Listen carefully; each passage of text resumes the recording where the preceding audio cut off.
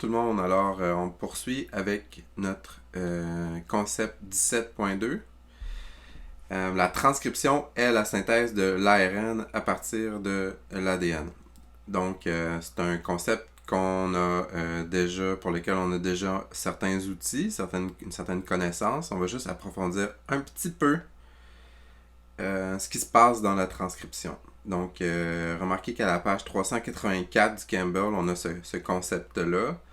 Puis, le concept dans le Campbell présente une étude un peu plus détaillée. Ben, nous, on va rester dans un certain niveau de surface, là, mais on a quand même quelques notions à aller approfondir dans le mécanisme de transcription. Donc, la synthèse de l'ARN est catalysée par l'ARN polymérase. Catalyser, je te rappelle, ça veut dire que c'est une enzyme qui va accélérer la réaction chimique ou réaliser un processus de façon relativement rapide.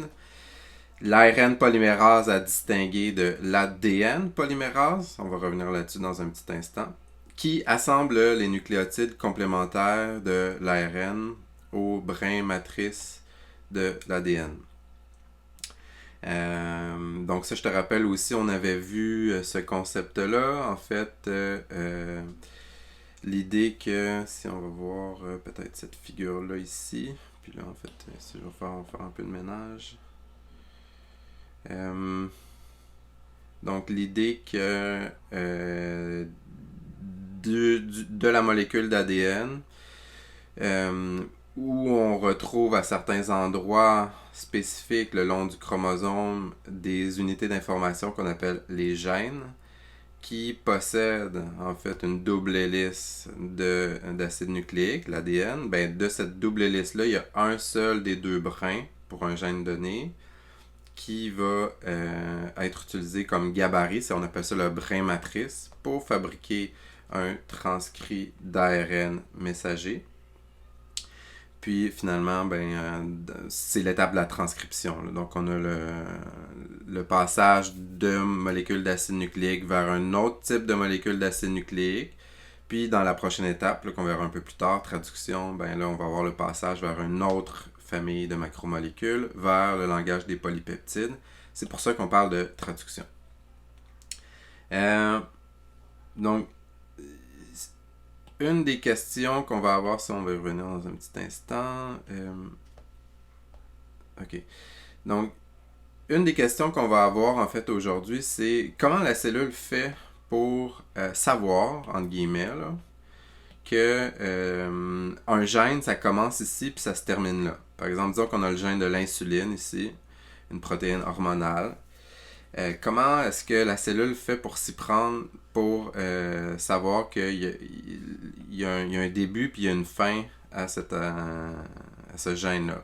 Puisque si on s'imagine qu'on allait dans le détail moléculaire, ici, là, on aurait des nucléotides, disons T, T, A, puis en face, on aurait A, A, T. Mais quand on tombe dans le bleu ici, comme ça, là, c'est en continu. Il n'y a pas de rupture moléculaire. Là. Il n'y a pas de en fait, ce qu'on va voir, c'est qu'il y a un marqueur dans la séquence, mais c'est une longue molécule en continu. Donc, par exemple, ici, on pourrait poursuivre, là, puis on tomberait, puis ça serait, mettons, un autre T, A, A. Puis là, sur le brin d'en face, on aurait A, T, T.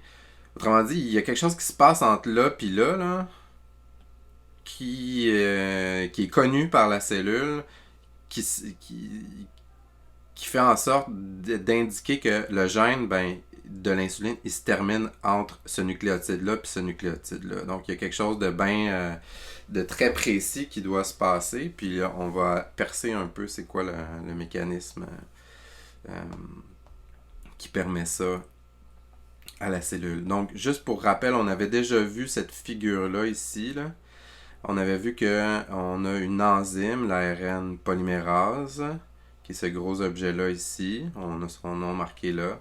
Qu'est-ce qu'elle fait? Elle va ouvrir là, la double hélice d'ADN, choisir un des brins. Ici, c'est le brin bleu foncé là, qui est utilisé comme brin matrice, qui sert de gabarit pour fabriquer quoi? Pour fabriquer un nouvel ARN messager, un transcrit d'ARN, comme il est marqué ici. Donc, par le concept de complémentarité des bases azotées, devant le T du brin matrice, le nucléotide, dans le fond, ce qu'il faut savoir, c'est qu'il y a des nucléotides libres dans le noyau ici, qui sont disponibles pour que, ce sont des monomères, là, qui sont disponibles pour que l'ARN polymérase les installe de façon complémentaire à l'information qui est contenue dans le brin matrice. Puis l'ARN polymérase, qu'est-ce qu'elle fait? Dans le fond, elle fait comme 3 opérations. Elle ouvre la molécule d'ADN. Okay? C'est comme si dézipper le zipper un peu. Là. Elle va ouvrir les 2 brins. Elle va faciliter l'appariement d'un nucléotide libre avec le nucléotide du brin matrice. Puis finalement, ce qu'elle va faire, c'est qu'elle va polymériser le lien covalent entre le brin grandissant, ici comme ça, puis le nouveau nucléotide libre. Donc, il va y avoir un lien covalent qui va être fait ici. T'sais, autrement dit, ce nucléotide-là, au départ, il était libre, puis après ça, il y a un deuxième libre qui est venu ici, puis là, elle a attaché, dans le fond, elle a consolidé le squelette pentose phosphate du polynucléotide qui est là. Donc, si on revient à notre concept ici, ce processus obéit aux mêmes règles d'appariement des bases que la réplication de l'ADN. Donc, la réplication de l'ADN, ça va être à distinguer. Ça, c'est une erreur que les étudiants font souvent, là. Vraiment distinguer réplication de l'ADN, transcription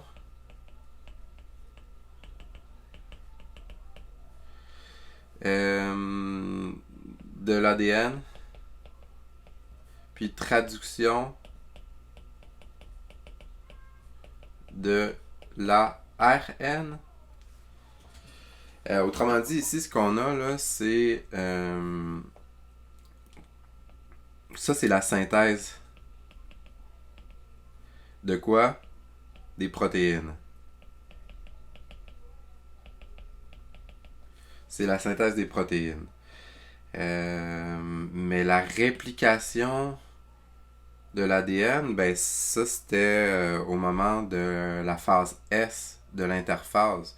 Autrement dit, ça ici, c'est plus pour la division cellulaire, là.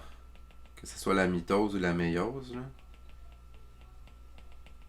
On parle pas de synthèse des protéines, on parlait vraiment plus de division cellulaire. Puis c'est quoi l'enzyme qui va être responsable de la réplication de l'ADN? C'est l'ADN polymérase. C'est quoi l'enzyme qui va être responsable de la transcription de l'ADN? C'est la RN polymérase. Puis c'est quoi l'enzyme qui va être responsable de la traduction de l'ARN?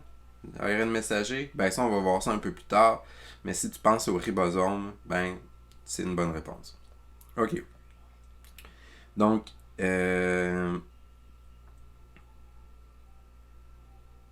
oui, c'est vrai. Je pense que une des difficultés qu'il y a aussi, c'est à partir du moment où on transcrit, on passe du langage de l'ADN au langage de l'ARN. C'est pratiquement le même langage à une petite différence près, hein? C'est le U ici qui est utilisé au lieu du T. Donc devant un A, on va avoir un U dans l'ARN messager qui est là. Donc, voyons voir ici comme ça. Donc, toutefois, dans l'ARN, l'uracile remplace la thymine comme base azotée. OK. Si on revient à notre question de comment la cellule fait pour savoir où commence un gène et à quel endroit il se termine, c'était cette question-là ici. On va rentrer dans un petit détail moléculaire qui est là ici comme ça. Donc, si on prend un gène qui serait par exemple ici borné à cet endroit-là, puis à cet endroit-là, comme ça ici, ce qu'on voit, c'est qu'il y a une sous-portion de ce segment-là qui s'appelle l'unité de transcription, qui va être véritablement transcrit en nucléotide d'ARN. Donc, avant ça, on a une section en amont, c'est-à-dire avant la transcription, qu'on appelle le promoteur. Puis, concrètement, qu'est-ce que c'est le promoteur? Je vais aller te le montrer à la figure suivante. Là. Tu vois, ici, on a notre unité de transcription là, qui va être dans cette direction-là. Ben, l'unité de transcription chevauche la séquence qu'on appelle le promoteur.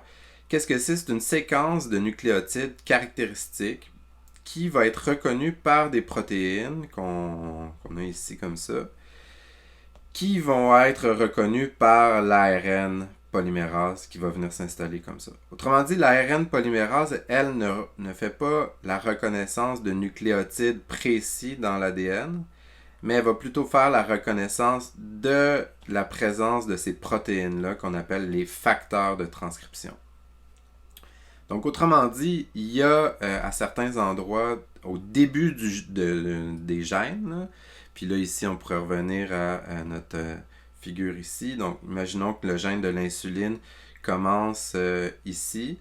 Ben, dans ce segment-là en amont, il y aurait une certaine séquence caractéristique de nucléotides qui pourrait être reconnue par des protéines qu'on appelle les facteurs de transcription, qui viendraient s'agglutiner par complémentarité moléculaire, là, par reconnaissance de cette séquence caractéristique qu'on appelle le promoteur.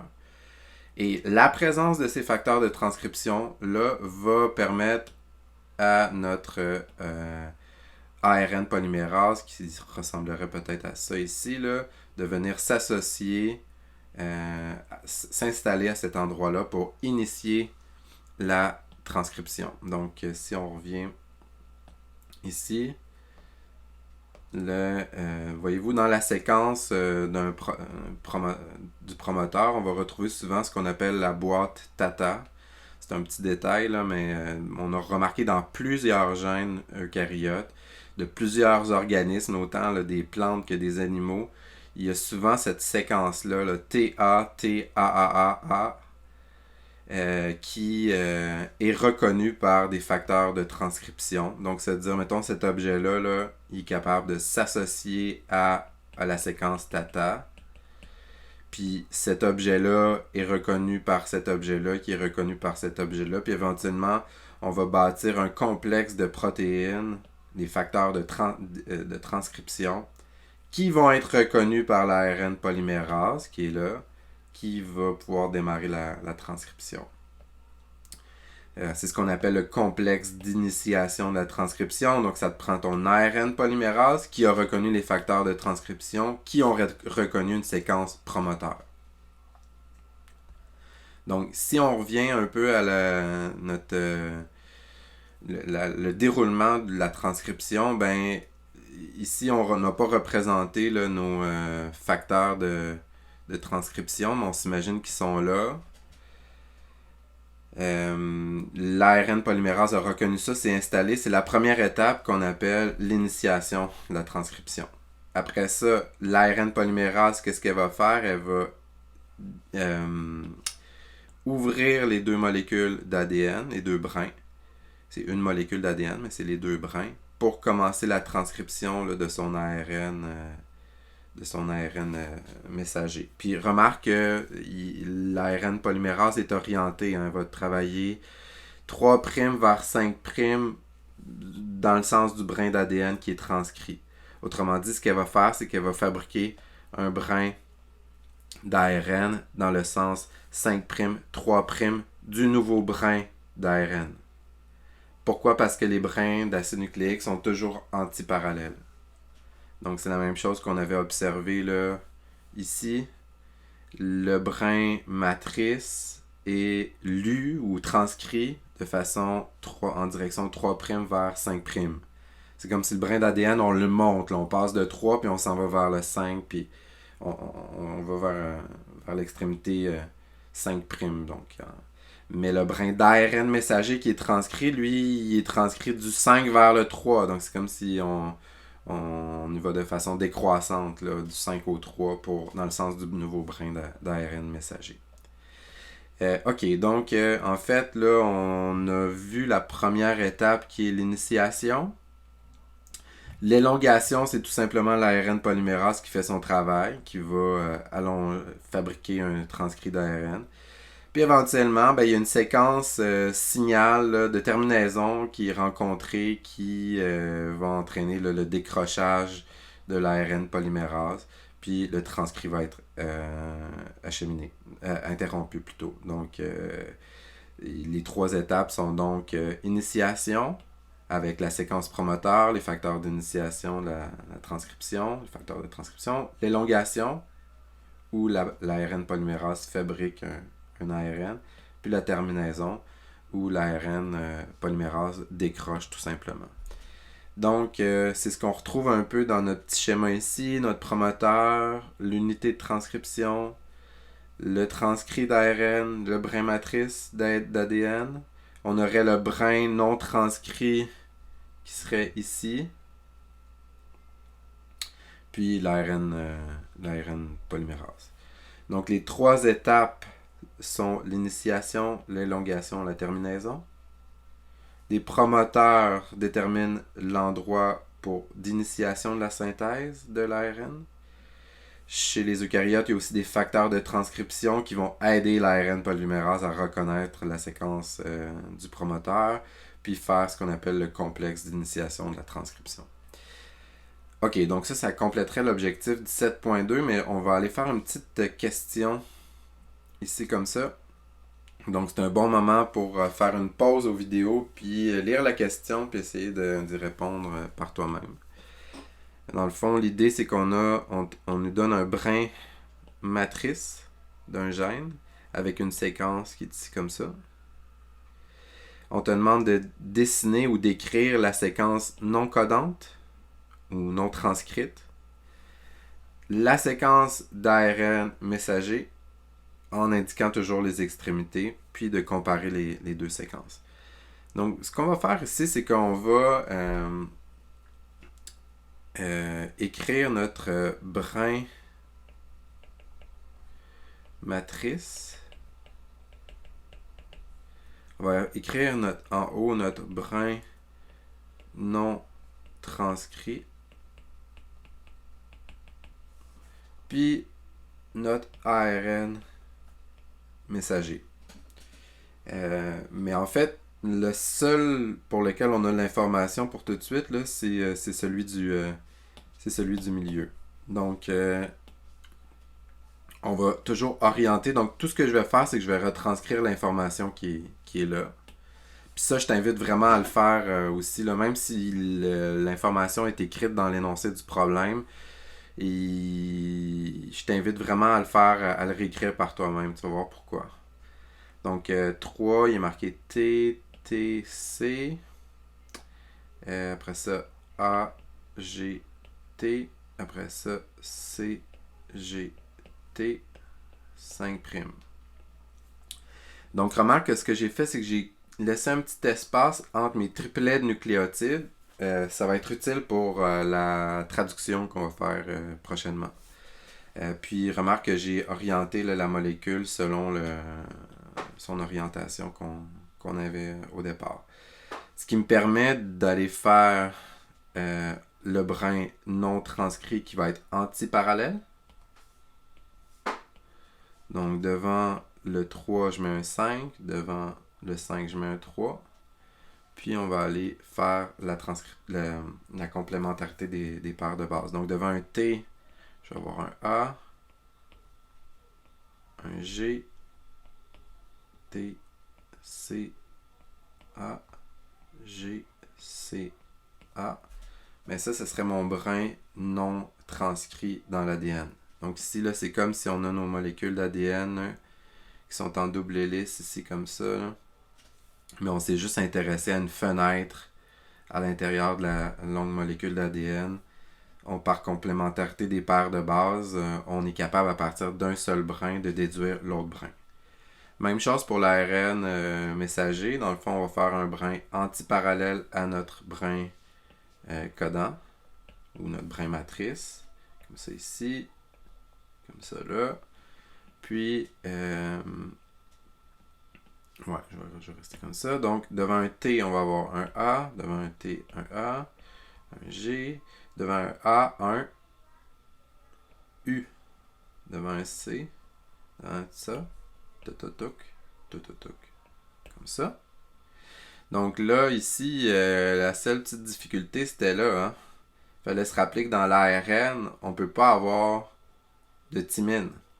Donc, puis ça, je t'invite vraiment à le faire. Là. Je le fais moi-même. On va repasser pour être sûr qu'on n'a pas fait d'erreur d'inattention.